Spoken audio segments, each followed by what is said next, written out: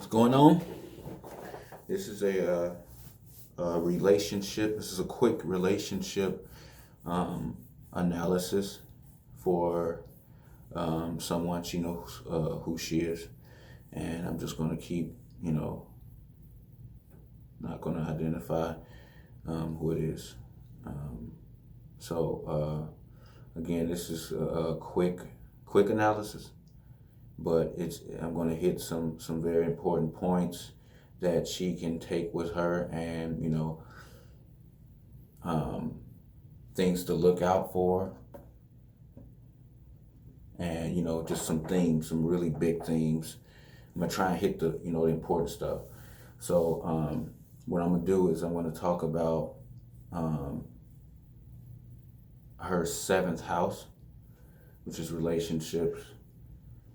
I'm gonna talk about Jupiter because for women, Jupiter is the significator of the husband. Mars is significator of like boyfriends and just anything that's not a husband. It's just like what women are attracted to. See the difference?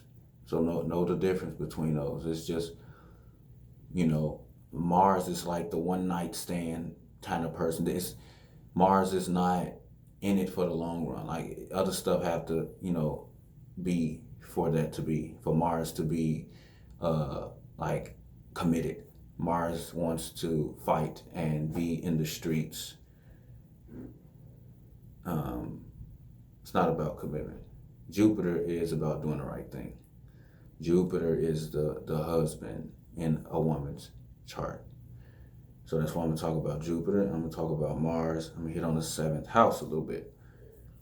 Um, so in her seventh house, she has Pisces is on the cusp, and she has Uranus there. And let me see what else we got going on. I'll just hit on those two. So Pisces being on the seventh house, that means whatever sign is on the cusp of the seventh house, those are the things that those are the qualities that you'll be attracted to. At the same time, they're the qualities that you deflect onto other people. Where the ascendant is you. That's what you want the world to see you as. The seventh house is also you, but you don't like that part of yourself, so you deflect it on other people. This is why you keep attracting the same kind of people. If you ever wondered, tell you, man, astrology can. I'm telling you, it can pinpoint just about anything, eliminate anything. So that's why I'm going into the seventh house, reading about it. And so she has Pisces there, so she's attracted to um, elusive people, alluring people, people who are like seemingly out of this world. They're not from this world. They're from like some. It could be somebody who is like uh, from another, like a third world, like some from other country, or just somebody who embodies that energy that they're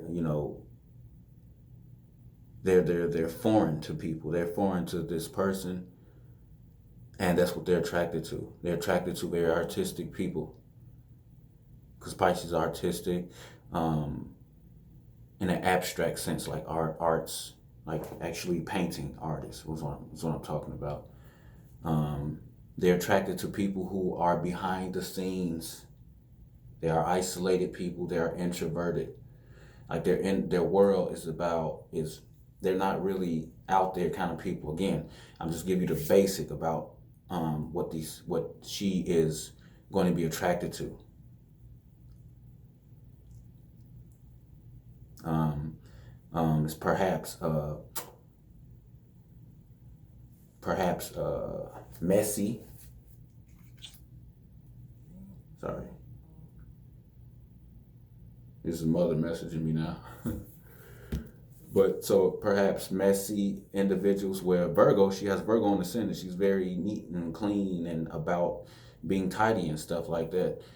The part of her she doesn't like that she deflects onto others that she see, is attracted to by, and that, is the messy person. Or just like mess. If they're not physically messy, they're just like all over the place kind of people. Like, man, what is going on? You know what I'm saying? Um, and then Uranus. Uranus being there means relationship, because Uranus is about erraticness.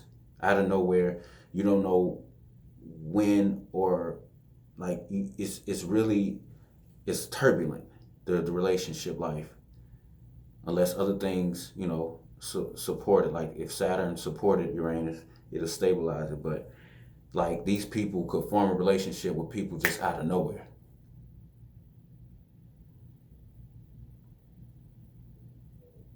That's how the relationship life is. It's when it comes to courting, which is also the seventh house. It's about spontaneity with her. She likes that in relationships. She likes unpredictable. She likes to keep things unconventional. That's how relationships are going to be. That's the energy that she is attracted to in significant others.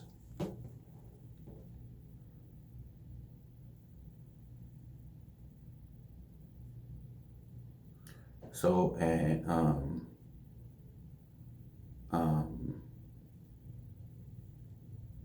she's attracted to electric people. They have meaning they have that presence about them. You ever been around people who just, ah, they got the shock and the excitement about them like that? And she's attracted to that. She's attracted to people, and she wants that, she needs that, and that has to be an element in her relationships.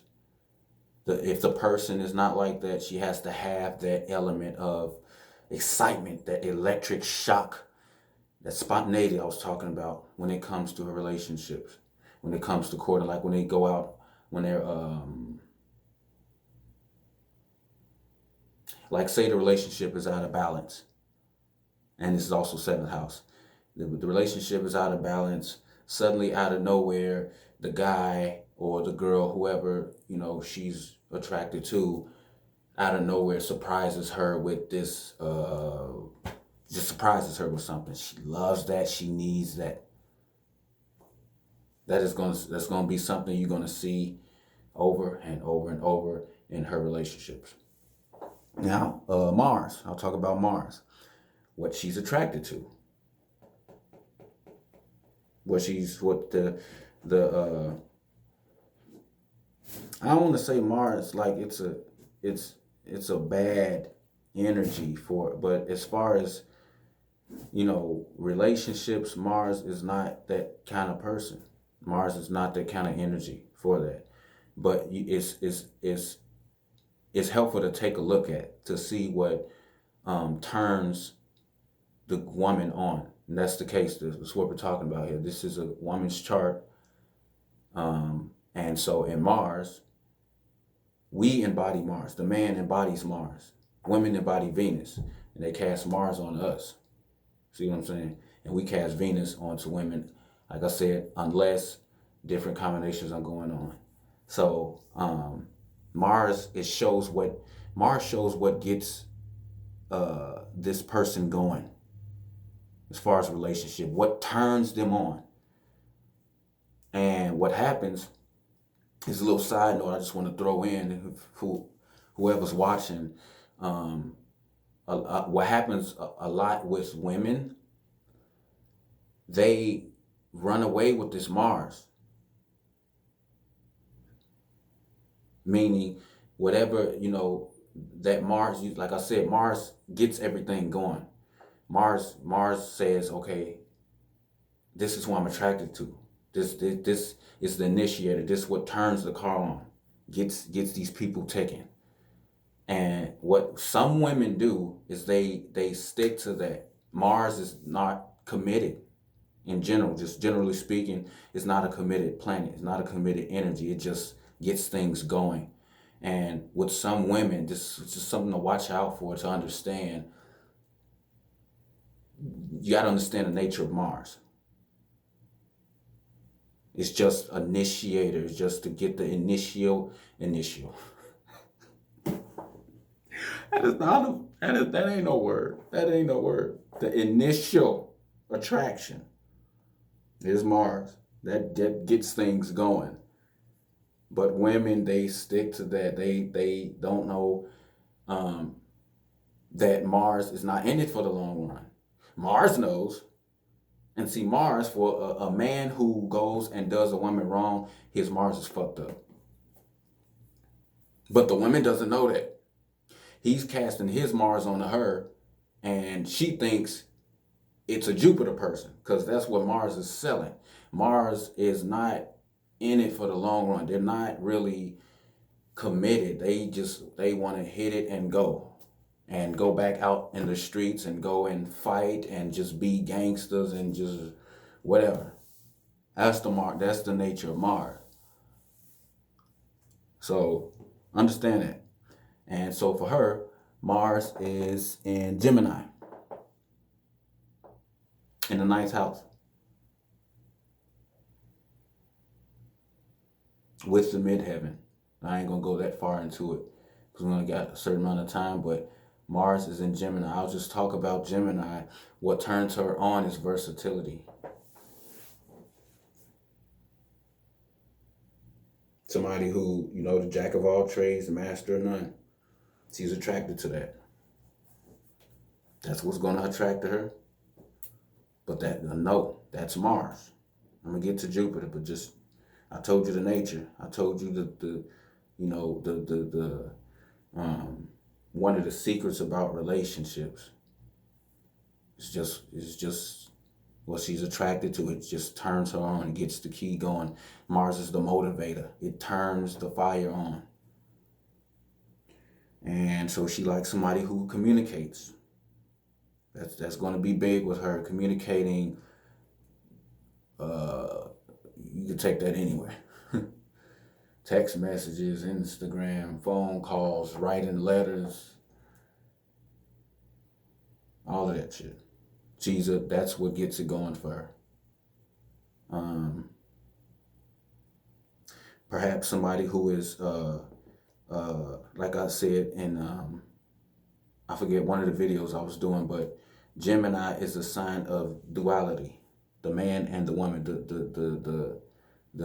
these two coming together, the twins. That's the twins, the man and the woman. Most people don't know that. They just think it's like twins, and they're the same sex.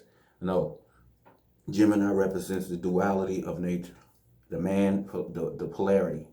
That's why it's diversity. So they're attracted to people.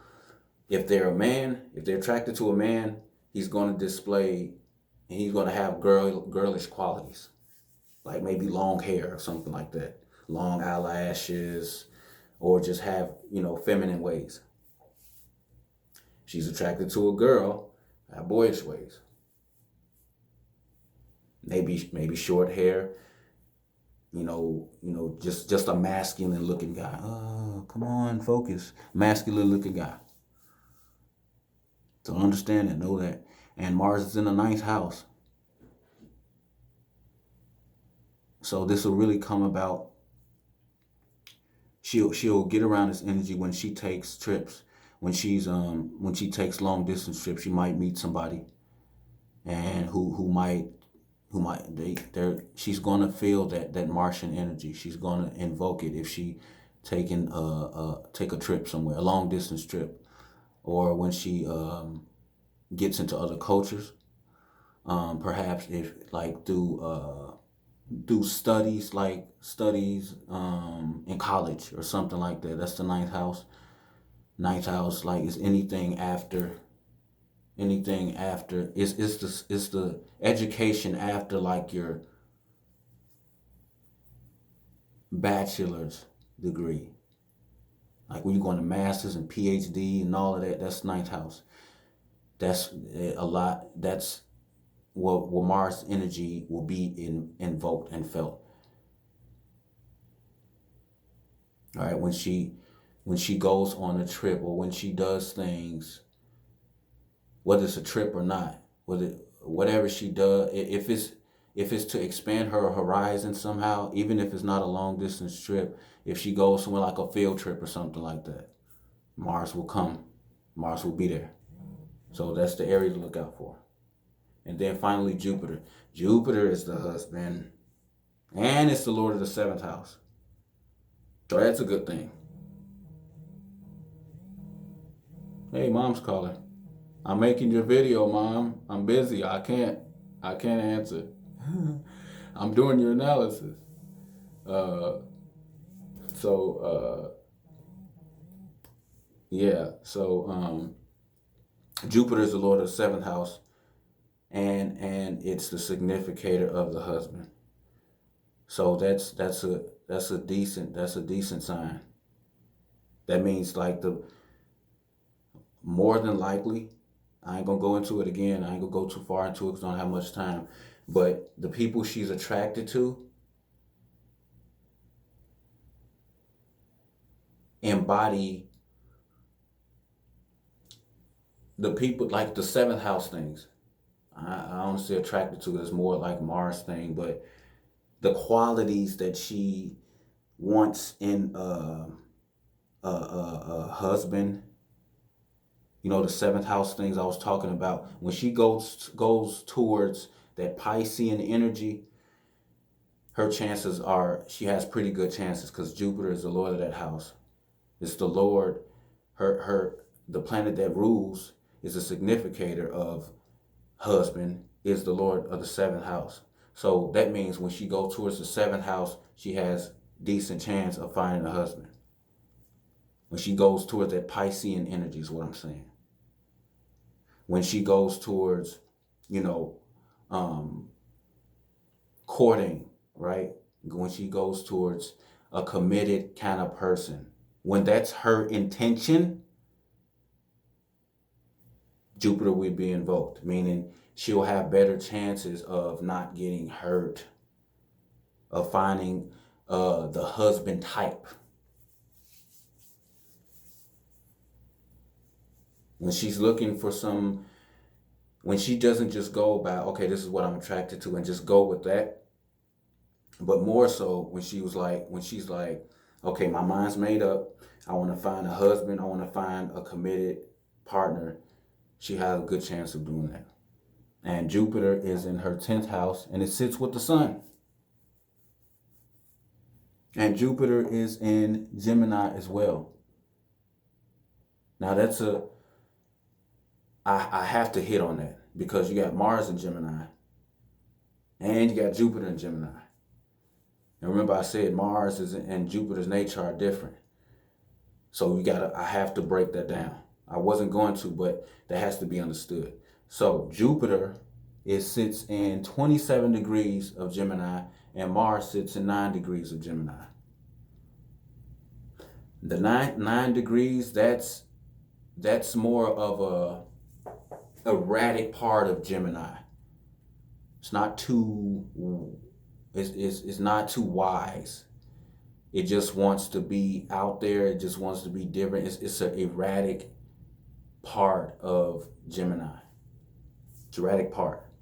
It's not very stable, but it is Gemini. And then come on, focus. Jupiter is in the more wise part of Gemini. And she'll know the difference. She'll know the difference. They see with this, what I'm seeing is she has to learn the difference, and perhaps mom, maybe this is why you're getting this reading, I don't know. You can show her and help her decipher between, okay, I know you're attracted to this kind of person, and at the same time, you want to marry this kind of person. They both sit in Gemini.